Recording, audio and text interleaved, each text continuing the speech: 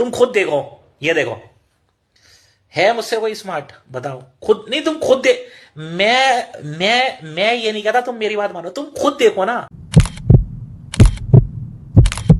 नमस्कार दोस्तों, 12 मार्च 2025 सुबह 9 बजे मेरठ पुलिस स्टेशन में एक औरत घबराई हुई आती है। चेहरे पर चिंता और आंखों में डर। उसने रिपोर्ट लिखवाई, मेरा बेटा गायब हो गया है। वो औरत थी अंजू देवी और उसका बेटा था सौरभ कुमार राजपूत। 26 साल का एक साधारण लड़का, नेवी में अफसर, और एक हफ्ते पहले ही अपने घर लौटा था। लेकिन 4 मार्च की रात से अचानक ही वो गायब हो गया। न फोन, न मैसेज और न ही कोई खबर। दोस्तों, पहले पुलिस ने इसे एक आम गुमशुदगी का मामला समझा। शायद किसी दोस्त के पास गया होगा, शायद खुद ही कहीं चला गया हो। लेकिन जैसे जैसे जांच आगे बढ़ी, ये केस एक भयानक मोड़ लेने वाला था। 4 मार्च 2025 रात 10:45 पे सौरभ मेरठ स्थित जागृति विहार में आखिरी बार अपने घर में देखा गया था। उसका घर छोटा मगर आरामदायक था। पत्नी मुस्कान रस्तोगी के साथ एक खुशहाल जिंदगी जीता था। मतलब देखने में तो ऐसा ही लगता था। दोस्तों, 4 मार्च की रात सौरभ ने अपनी माँ को फोन किया था और फोन पर उसने कहा था, माँ मुझे तुमसे कुछ बहुत जरूरी बात करनी है, मैं कल आपको घर आकर सब कुछ बता दूंगा। लेकिन दोस्तों, वो कल कभी नहीं आया। और इसी बीच सौरभ की पत्नी मुस्कान के माता पिता यानी सौरभ के सास ससुर भी पुलिस स्टेशन जाकर पुलिस वालों से कुछ बातचीत करते हैं। और उसी दिन यानी 12 मार्च 2025 को पुलिस की जांच शुरू हो जाती है। पुलिस की टीम पूरे दल बल के साथ सौरभ के घर पहुंचती है। घर बिल्कुल साफ सुथरा था, लेकिन कहीं ना कहीं एक अजीब घुटन थी। घर में 2 लोग मौजूद थे। पहला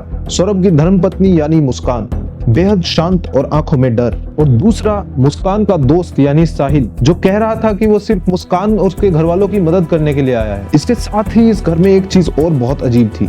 पुलिस को घर से फिनाइल और ब्लीच की बहुत तेज गंध आ रही थी, मानो कुछ चीज धुलने की बहुत ज्यादा कोशिश की गई हो। लेकिन ऐसा क्या था और क्यों था, जानने के लिए देखते रहिए द ट्रुथ की, विच इज योर की ऑफ ट्रुथ। 12 मार्च 2025 शाम 6:30 बजे पुलिस ने सौरभ के पड़ोसियों से पूछताछ शुरू की। पड़ोस में रहने वाले गुप्ता जी ने बताया कि रात को करीब 1 बजे मैंने घर में हलचल देखी थी, जैसे कोई भारी चीज घसीटी जा रही हो, लेकिन मैंने ध्यान नहीं दिया। एक और पड़ोसी का कहना था कि सुबह 4 बजे के करीब मैंने मुस्कान और उसके साथ एक आदमी को कुछ उठाते हुए देखा, लेकिन मैंने सोचा कि शायद ऐसे ही कुछ सामान होगा। दोस्तों, पड़ोसियों के इन बयानों के बाद सवाल उठने लगे। रात को 1 बजे घर में क्या हो रहा था? सुबह 4 बजे मुस्कान और उसके साथ में एक आदमी घर में क्या छुपा रहे थे? और क्या सौरभ उस वक्त घर में था? इन सब सवालों का जवाब ढूंढने के लिए 13 मार्च 2025 सुबह 9 बजे पुलिस को उसका पहला सुराग मिला। पुलिस ने घर की अच्छे से तलाशी ली और इस तलाशी के चलते पुलिस को घर की रसोई में एक बड़ा सा नीले रंग का ड्रम दिखाई दिया। दोस्तों, ये नीले रंग का ड्रम बेहद भारी था, मतलब जरूरत से कुछ ज्यादा ही भारी। बाहर से देखने में ऐसा लगता था जैसे ड्रम के अंदर सीमेंट और पानी भरा है। सिपाही चौंक गए। सीमेंट से भरा ड्रम आखिर घर के अंदर क्यों रखा है? और दोस्तों, इस सवाल का जवाब इतना भयानक होने वाला था कि जिसने पूरे भारत देश को हिला के रख दिया। 14 मार्च 2025 रात 11 बजे पुलिस ने मुस्कान और साहिल से सख्त रवैया अपनाते हुए पूछताछ शुरू की और पुलिस का शक बढ़ता चला गया। मुस्कान बार बार कह रही थी मुझे कुछ नहीं पता, और साहिल कह रहा था मैं सिर्फ मदद करने आया था। लेकिन दोस्तों, दोनों के चेहरे की घबराहट कुछ और ही कह रही थी।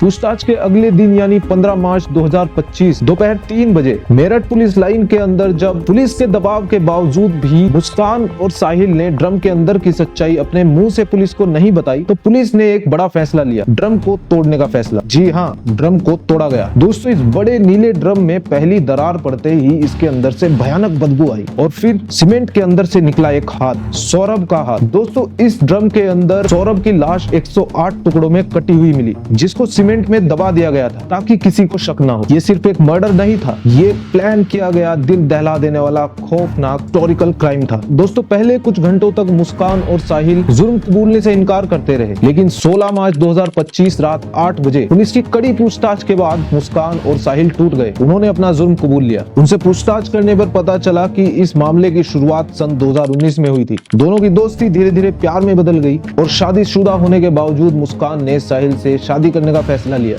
जिसके लिए उसने अपने पति सौरभ को रास्ते से हटाने का फैसला कर लिया। दोस्तों, एसपी सिटी आयुष विक्रम सिंह ने प्रेस कॉन्फ्रेंस में बताया कि सौरभ मर्चेंट नेवी में अफसर था और लंदन में जॉब करता था, लेकिन नौकरी छोड़ने के बाद वह एक बेकरी में काम करने लगा। मुस्कान के घर वाले भी सौरभ से ज्यादा मतलब नहीं रखते थे, क्योंकि सौरभ की आर्थिक स्थिति थोड़ी खराब हो गई थी। और इसी बीच मुस्कान और साहिल का अफेयर शुरू हो गया। मुस्कान ने सौरभ से तलाक मांगा, लेकिन सौरभ ने इनकार कर दिया, जिसके बाद मुस्कान और साहिल ने मिलकर सौरभ की हत्या की साजिश रची। दोस्तों, नवंबर 2024 से इस मर्डर की फुल प्लानिंग की जा रही थी। कैसे करे हत्या और कैसे लाश को ठिकाने लगाएं, इसके लिए दोनों ने मिलकर कई वेब सीरीज भी देखी थी। जिसके चलते 24 फरवरी 2025 को मुस्कान के जन्मदिन के लिए लंदन से मेरठ लौटने वाले सौरभ को ये जरा भी भनक नहीं थी कि उसकी मौत की साजिश रची जा रही है। मुस्कान और साहिल ने उसी दिन सौरभ की हत्या की योजना बनाई थी, लेकिन किसी कारणवश मर्डर नहीं हो पाया। फिर 3 मार्च को सौरभ किसी जरूरी काम को निपटाकर अपने मेरठ स्थित इंदिरा नगर भवन में पहुंचा और मुस्कान ने उसे खाने में नशे की दवा मिलाकर बेहोश कर दिया। इसके बाद मुस्कान ने साहिल को फोन करके बुलाया। दोस्तों, अपने पति सौरभ के कत्ल के लिए मुस्कान ने पहले से चिकन काटने वाले 2 बड़े-बड़े चाकू खरीद कर रखे थे। जब सौरभ बेहोश हो गया तो मुस्कान उसके पेट पर बैठ गई। साहिल ने मुस्कान को चाकू पकड़ाया और बताया कि वार कहाँ करना है। फिर दोनों ने मिलकर 3 बार चाकू से वार किया और सौरभ की हत्या कर दी।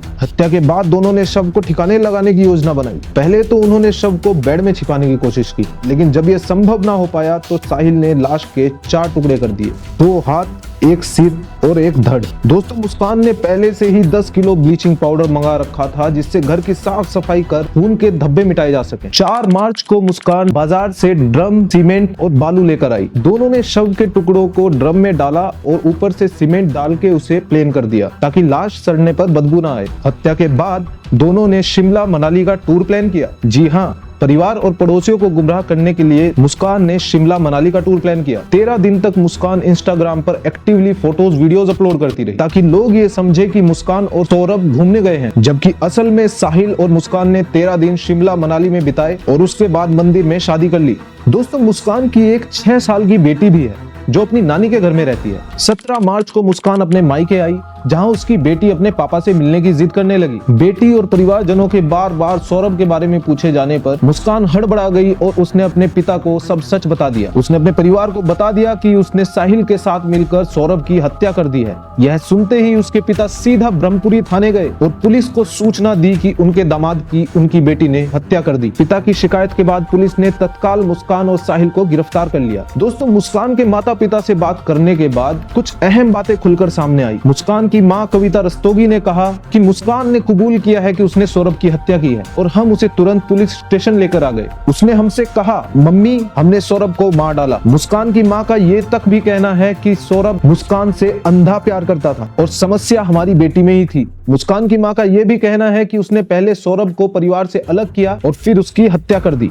दोस्तों, मुस्कान के पिता का कहना है कि हम सौरभ के परिवार के साथ मजबूती से खड़े हैं, इसलिए हमने अपनी बेटी को गिरफ्तार करवाया। उन्हें न्याय मिलना चाहिए। सौरभ ने अपना सब कुछ दांव पर लगा दिया, अपने माता पिता, उनकी करोड़ों की संपत्ति को छोड़ दिया और इसने उसे मार डाला। सौरभ हमारा भी बेटा था। दोस्तों, जब मीडिया ने मुस्कान के माता पिता से पूछा कि वह अपनी बेटी के लिए क्या सजा चाहते हैं, तो दंपत्ति ने नम आंखों से जवाब दिया कि उसे फांसी होनी चाहिए, उसे जीने का कोई अधिकार नहीं है। सौरभ की हत्या के पीछे क्या मकसद हो सकता है? यह पूछे जाने पर मुस्कान के माता पिता ने कहा कि साहिल और मुस्कान ड्रग्स लेते थे। उन्होंने सौरभ को मार डाला क्योंकि वो इन दोनों का मिलना जुलना बंद करवा देता। दोस्तों, 2016 में मुस्कान और सौरभ की पहली मुलाकात हुई। दोनों के बीच प्रेम संबंध बने। मुस्कान के परिवार को यह रिश्ता पसंद नहीं था। पिता मुन्ना लाल, भाई राहुल और मां रेनू इस संबंध के लिए तैयार नहीं थी। फिर भी परिवार के खिलाफ जाकर मुस्कान और सौरभ ने 2016 में ये शादी कर ली। अपनी पत्नी के साथ रहने के लिए सौरभ ने मर्चेंट नेवी की नौकरी भी छोड़ दी। हालांकि प्रेम विवाह और मर्चेंट नेवी की नौकरी छोड़ने का फैसला उसके परिवार को बिल्कुल पसंद नहीं था। इससे सौरभ के घर में तनाव भी पैदा हो गया। इसके बाद सौरभ ने घर भी छोड़ दिया और वो मुस्कान के साथ एक किराए के घर में रहने लगा। 2019 में मुस्कान और सौरभ के घर एक बेटी हुई,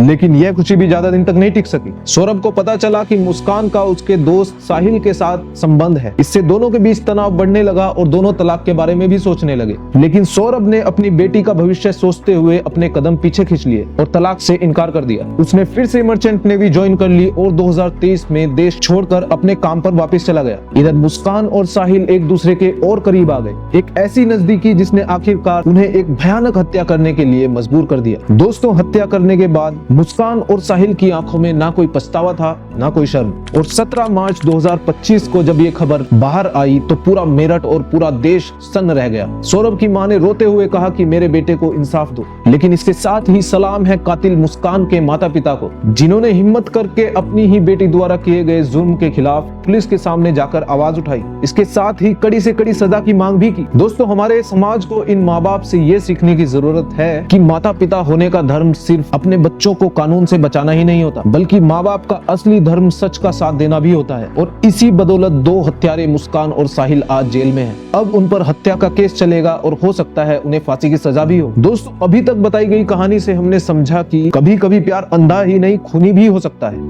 आपके इस केस को लेकर क्या विचार है, नीचे कमेंट करके जरूर बताएं। वीडियो पसंद आया हो तो लाइक करें और ऐसी अजीबोगरीब रोचक दास्तान सुनने के लिए द ट्रुथ की को सब्सक्राइब करें, बिकॉज इट्स योर की ऑफ ट्रुथ। धन्यवाद।